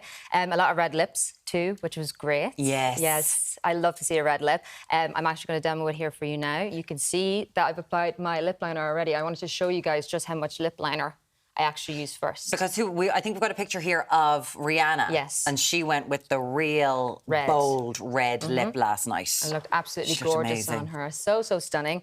But the key then to creating that stunning red lip is if you apply your lip liner first, you can see I've applied a good amount of it and then I've left the centre empty. Your lip liner is the product that actually lasts the longest on your lips. So if you use it more, it's going to be more long lasting. And sometimes, as someone who loves a red lip, yes, with the lip liner, I see what you've done here. You've kind of gone in. Yeah. Like sometimes people make themselves look like I look like a clown some of the times because I Never. accidentally overline. Never. You know what I mean? That you can just be like, oh God, what have I done here? Yeah, but see, this is the key then as well with a red lip. I would always say that you have to clean it up afterwards. Yeah. So I just have my little concealer brush here at hand. But instead of using concealer, what I would recommend is actually using foundation. Because sometimes if you use a concealer, which we've been taught to do, is it can be too bright around the lips.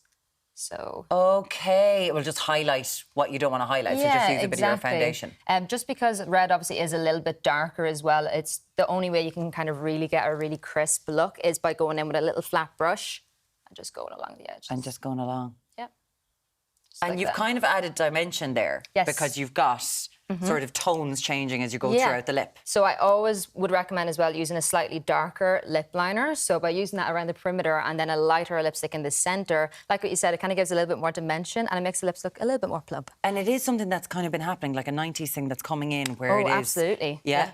And, love to see it. And matte. Yes. Like things are mattifying. Like I know. it's really happening that way. It's happening with the skin as well. I know there's this cloud skin trend that's kind of happening too. Yeah. Which is kind of like you're having this soft focus in the centre, but then keeping your highlighted bits kind of more so to the perimeter of your face. Okay, Yeah, to kind of change it. Yeah. Now, we're going to look, the smoky eye. We're going to look at who do we have here. Well, we saw Rihanna there a second ago. Vanessa Hudgens, Cara Delevingne. Yeah, they absolutely. really went for... Every single one, yeah, they kind of went for that more winged out effect. But like what I said, it's not like your classic, very heavy, just black line. It's more of a smoky shadow.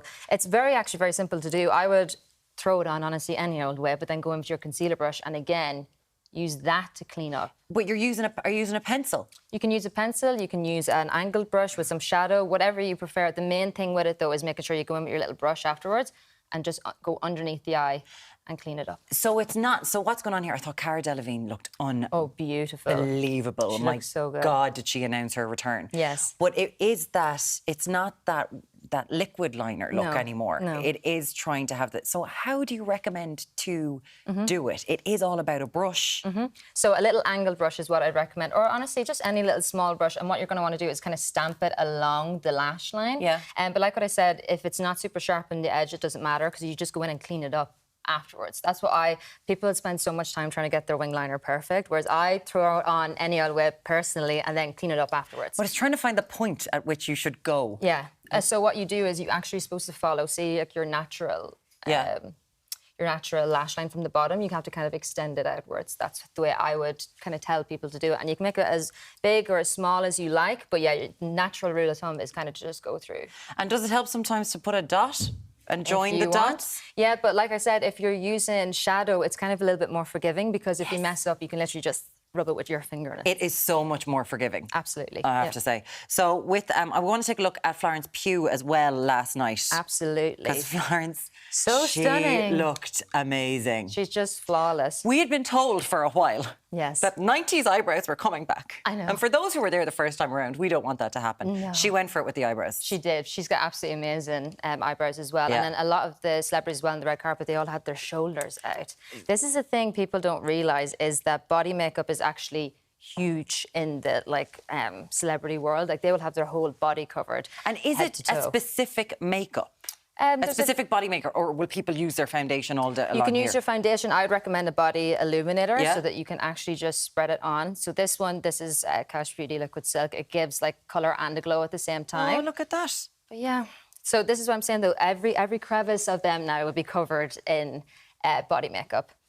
because they want everything to just seem like a nice soft matte, kind of Yeah. flawless. So with that, it's not like fake tan on the legs. No, it's kind of like a little extra. And do you know what's great about, say, products like this actually as well, is because they give a little bit of coverage and glow. Do you ever find sometimes your tan might not stick to your chest or like your shins or anything? Do you find that? Yeah. All the time, it doesn't stick to my shins. Well, this is like the perfect way to kind of help cover that up. Yeah, You've just changed everything, that's it. Yes. So just to kind of cover it with something like this and it gets glowy. Absolutely. And do you know, it's funny because I find, obviously, when I work on people as well or do their makeup, this is something that they always skip. And whenever I do it, they're always like, what is that? And I'm like, you've been missing out in life. That's what it is. There's some shoulder action there, like you're an old think girl. See? I mean, come on. Oh, So that's stunning. nice. Absolutely it makes beautiful. a difference. It does. And it's just that little hint, do you know, but it just finishes off the look completely. Can you go to a nightclub after this? I mean, come on, look at you. This is amazing. I feel 10 like she o'clock in needs the to morning. be. I feel like she needs to be going out. Keilidh, as always, we can find you online. Yes, Where? Keilidh MUA, and then my brand is Cash Beauty as well. Of course it is, and thank you so much for coming in. Mattifying, smoky eyes, not so much liquid liner, and definition on the lip. Amazing. Yes, I stunning. love it. Keilidh, thank you both so much for being here. Thanks so You're much as for good having as me. gold. Now, from makeup to fashion. After the break, we're joined by fashion journalist and stylist Karina Gaffney and designer Eamon McGill for all the style hits and misses from the Oscars red carpet, or champagne carpet, whatever it was. We'll see you in a few minutes.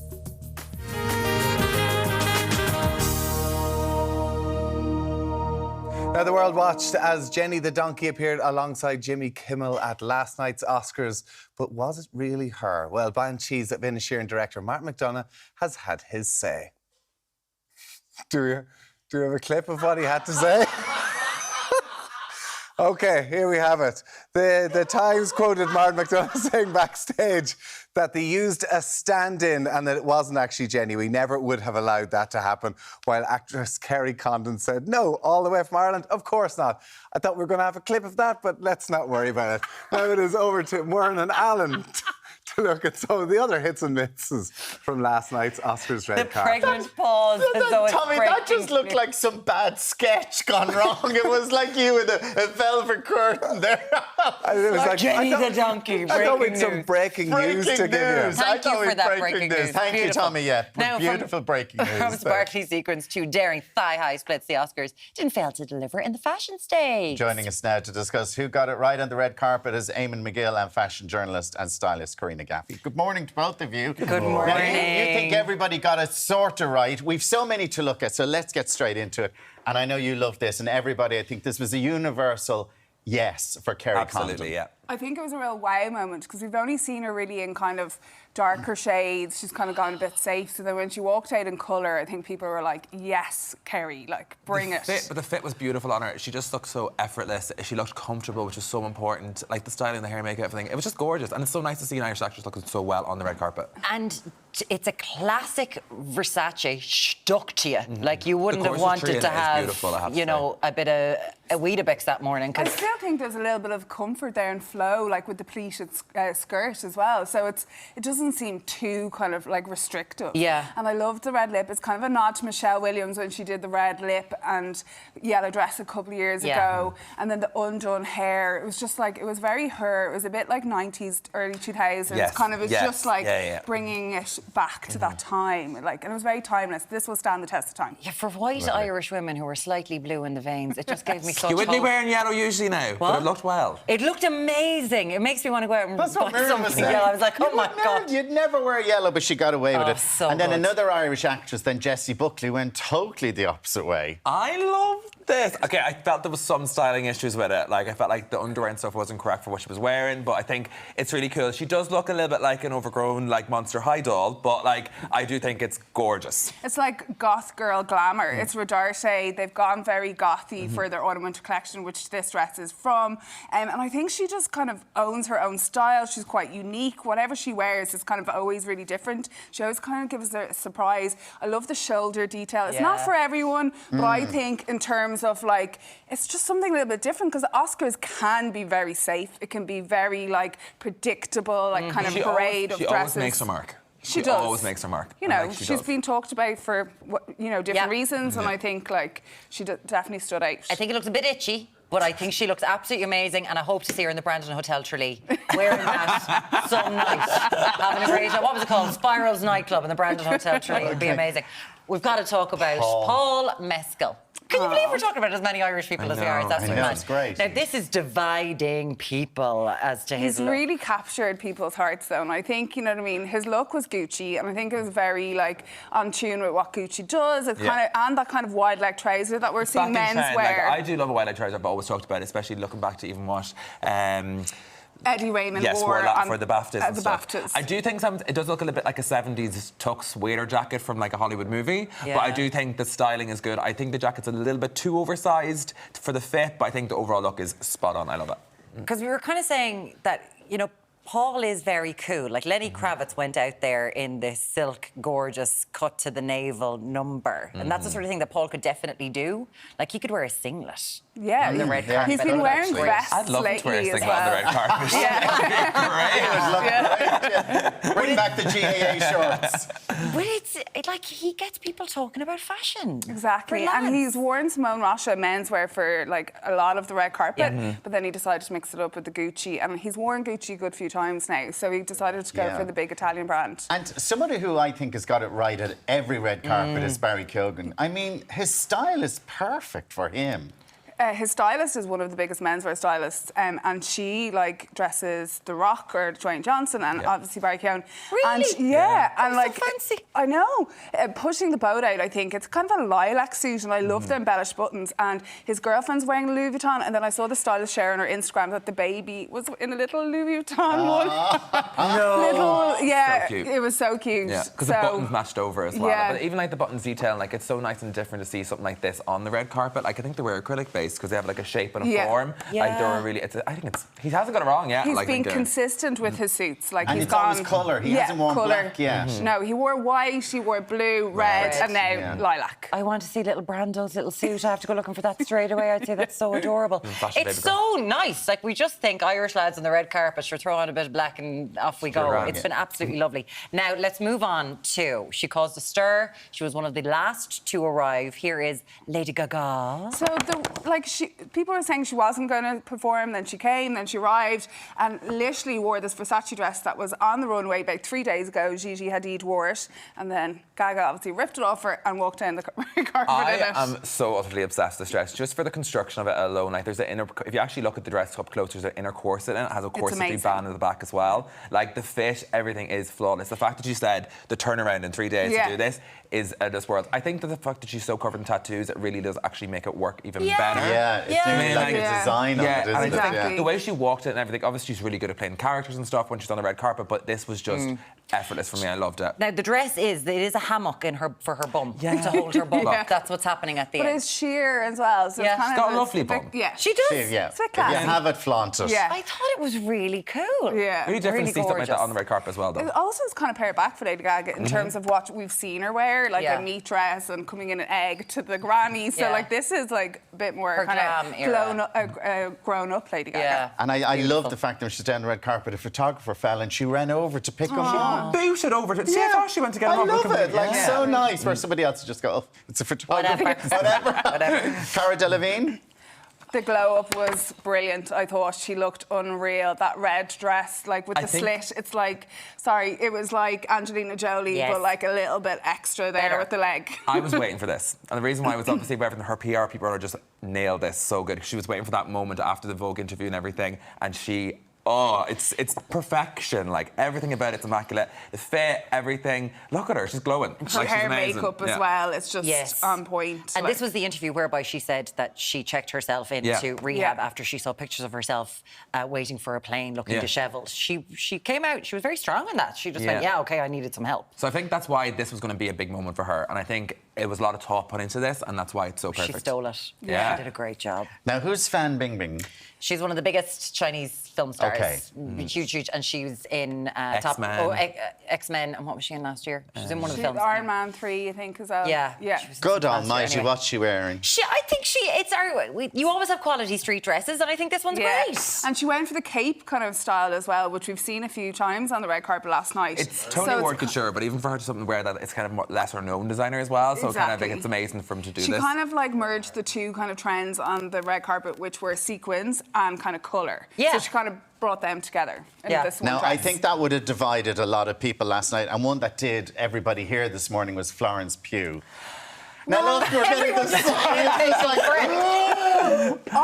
it's a silhouette that she's very comfortable with. Oh my God, it's a mess. She always wears... It's a mess. It looks like she got the sheet off the bed and tried to shove it around her. But like, she has shorts and pockets. Like, she's a happy gal. Like, I think it's actually a skirt. Bring back the skirts. I love it. Which is a skirt/shorts. But you know, this is a silhouette that we see a lot from Florence. She loves a little short kind of crop and then like kind of over the top dramatic over it. Are we seeing it too much? Well, that's Valentino to kind of decide, because they're all Valentino that she wears, and this dress is Valentino. So I think it's just like, if it ain't broke. It's so fabulously 1800. I just love it. It kind of has a 50s vibe to it as well. Do you ever think that when the designers give them the dress and they go, oh, it's fabulous, and then they go, really? But I'm stuck with it now and I have to wear it? They don't, because a lot of them don't. They have 2 or 3. Yeah. Christian. Or they get paid to wear stuff. There's contracts, that, you know what I mean? Well, then so you they're get like paid and you still don't like it, though. You're happy. You're happy. Yeah. You're happy with it? Yeah. You enjoyed it? Yeah. Yeah, it was. It was good. It was good glamour. Guys, thank you so much, Karina Gaffney and Eamon McGill. Delightful to have you here. And Karina's article about the style is up on the Irish Times right now. Thank you so much. Thanks so much. Tommy, is you ready Tommy, to go to... do we have any more news to on the donkey? Is that what you're ready Turned out it for? was Jenny from the block, guys. No? Yeah, that's all from us this morning. Coming up on tomorrow's show, Irish country music singer Cleona Hagan is going to be stopping by, and we are going to be crossing live to Cheltenham for the inside track on the racing action. Can't believe Cheltenham's here as well. See you later. We'll see you tomorrow from 7.